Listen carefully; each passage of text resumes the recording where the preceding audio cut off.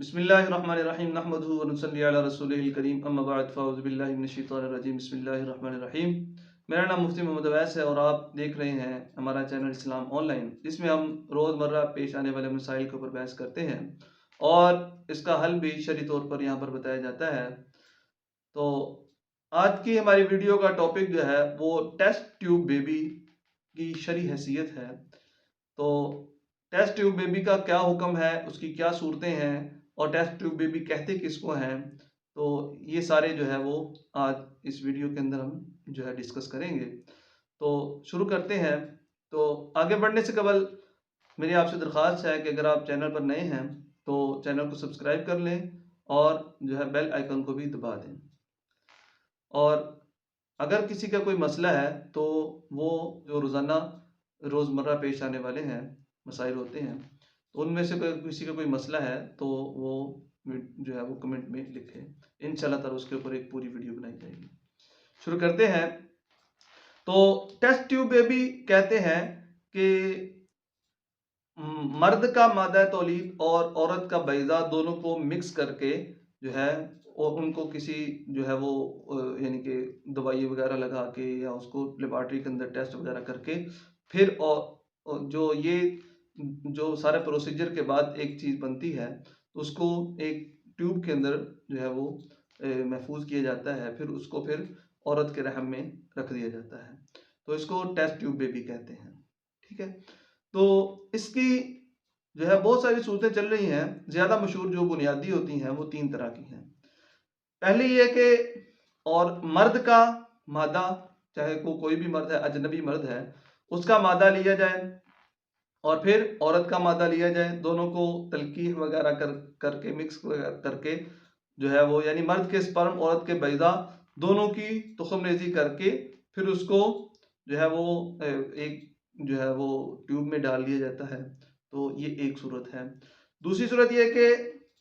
मियाँ बीवी के मादा तौलीद की बैरूनी तौर पर तलकीह और इख्तलात से तैयारशुदा टेस्ट ट्यूब बेबी को रहम यानी किसी औरत की बच्चादानी को मुस्तार लेके यानी कि किराए पर लेके जो है वो उसमें दाखिल करके फिर उसके बाद नबी औरत की जो रहम होती है उसमें रख के तो फिर सारे जितना भी फैशन नस्ल का प्रोसीजर होता है वो वहाँ पर पूरा करते हैं और फिर जो है वो उससे बच्चा पैदा हो जाता है। तो यानी मतलब ये है कि मादा तो दोनों मियाँ बीवी का है, ठीक है, लेकिन जो रहम है वो यानी कि किसी और औरत के रहम के अंदर रख के तो फिर जो है वो बच्चा हासिल करना, ये दूसरी सूरत है। तीसरी सूरत ये है कि शोहर के मादे की तलकीह, शोहर का मादा लेके फिर उसको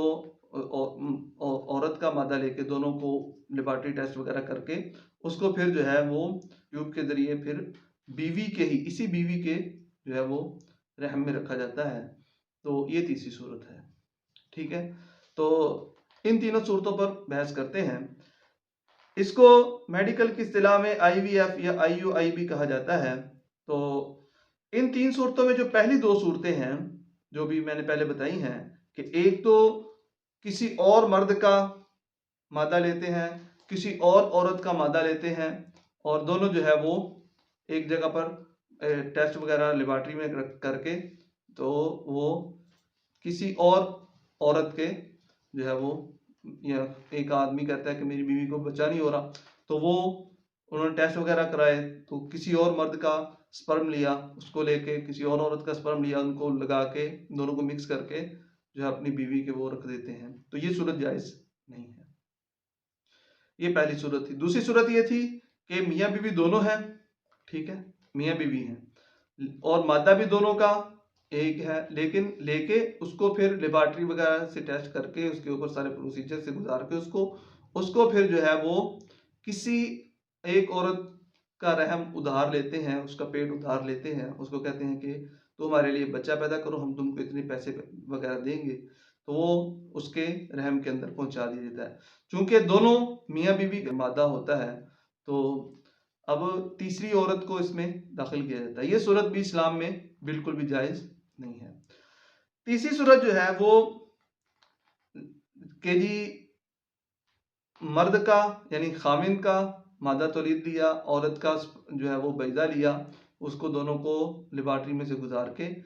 اس کے اندر یعنی کوئی جو اس کے ٹیسٹ وغیرہ ہوتے ہیں وہ کر کے پھر جو ہے وہ اسی بیوی کے رحم میں رکھا، تو اس صورت کی کچھ اسلام میں گنجائش ہے۔ وہ اس لیے کہ دیکھا جائے کہ پہلی دو صورتوں کی تو بالکل گنجائش نہیں ہے، اور تیسری صورت کی صرف اس طور پر گنجائش ہے کہ اگر ایک آدمی کے فطری طریقے سے اس کے یعنی اولاد نہیں ہو رہی تو اور اس نے جو ہے وہ سارے کے سارا جو ہے وہ علاج کا طریقے اپنا لیے ہیں، کسی بھی طریقے سے اس کو فائدہ نہیں ہو رہا، تو اس صورت میں بدرجہ مجبوری یہ تیسری صورت کو اختیار کرنے کی گنجائش ہوگی، لیکن اس میں بھی شرائط ہیں۔ اس شرائط کو سامنے رکھا جائے تو پھر جو ہے اسلام اس کی اجازت دے سکتا ہے۔ نمبر ایک کہ جتنے بھی مراحل ہوں گے یعنی عورت کا مادہ لینے کا، پھر اس کو لیبارٹری میں ٹیسٹ وغیرہ کر کے دوبارہ عورت کے جو ہے وہ رحم میں پہنچانے کا، یہ جتنا بھی پروسیجر ہے یہ سارا کسی لیڈی ڈاکٹر سے کروایا جائے، ایک شرط۔ دوسری شرط یہ ہے کہ مرد کے مادہ تولید کا حصول اگر بذریعہ انجیکشن وغیرہ ممکن ہو تو یہ صورت اختیار کی جائے، اور اگر ڈاکٹر سے بذریعہ انجیکشن حاصل نہیں ہو سکتا تو اس صورت کے اندر جو مشت زنی ہوتی ہے یہ نہ کیا جائے، ٹھیک ہے جی۔ یہ چونکہ مشت زنی بھی حرام ہے تو اس لیے بلکہ عورت یعنی اپنی بیوی کے ساتھ خامن جو ہے وہ حقوق زوجیت ادا کرے، تو پھر اس کے بعد جو ہے وہ جب یعنی کہ انزال کا وقت ہو تو وہ عزل کر لے۔ عزل کہتے ہیں کہ ذکر کو یعنی کہ انزال سے پہلے باہر نکال لینا، تو اس سے جو ہے وہ یعنی کہ وہ باہر نکال وہ جو مشزنی سے نہ لے بلکہ وہ مادہ تولید جو ہے وہ عزل کر کے بیوی سے جماع کرے اور اس سے پھر عزل کر کے تو اس سے پھر جو ہے وہ مادہ منویہ حاصل کیا جائے۔ تو یہ دو شرطیں ہوگی۔ تیسری شرط یہ ہے کہ جی ہر ممکن اور ضروری تدبیر اختیار کی جائے جس سے مادہ منویہ کی تبدیلی یا اختلاط نسب کا اندیشہ نہ ہو۔ اب تیسری مطلب کہ ہم نے لے تو لیا ہے، ہم نے یعنی کہ جہاں پر ہم لے کے جاتے ہیں جو آدمی جس نے یہ کام کرنا ہے تو وہ اپنا مادہ تولید لے کے جاتا ہے کسی لیبارٹری میں، تو وہاں پر اور بھی بہت سارے آئے ہوتے ہیں، تو ہر ممکن کوشش کی جائے کہ یہ جو جس آدمی کا ہے اسی آدمی کا رہے اور کسی اور کے ساتھ مکس نہ ہو جائے، ٹھیک ہے۔ تو یہ بھی اس صورت میں جو ہے وہ گنجائش ہوتی ہے